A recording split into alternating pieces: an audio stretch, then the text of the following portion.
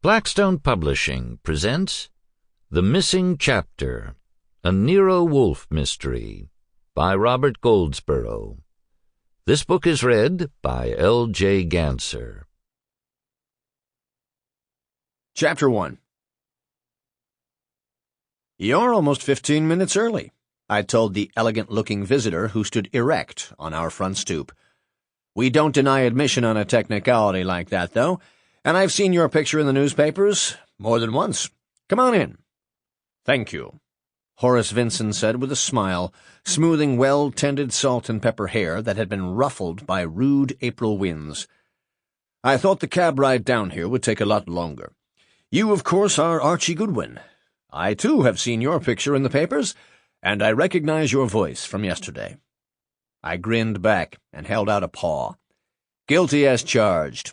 He won't be down until 11, but there's no reason you can't park yourself in his office. I'll even keep you company at no extra charge," I said as I hung his expensive Burberry on a peg and led him down the hall. Vincent squinted cornflower blue eyes as he stood in the doorway to the largest room in the house and nodded approvingly. "Just as I pictured it. Arguably the most famous workspace in Manhattan, and from a quick look, very possibly the most comfortable, too. Unless you are a murderer Nero Wolfe is about to finger, have a seat. Can I get you coffee?" Vincent said yes, heavy on the cream. As he settled into the red leather chair in front of the desk, I went to the kitchen, where Fritz Brenner, chef extraordinaire, keeps a pot warm all morning. Fritz looked at me anxiously as I filled a cup with Java and the cow's finest.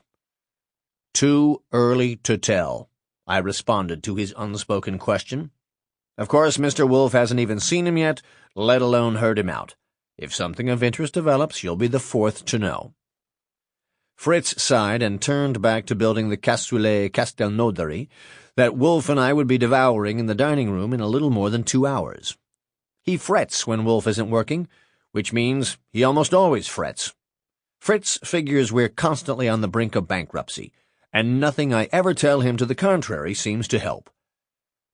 Actually, this time I was more than a little worried myself.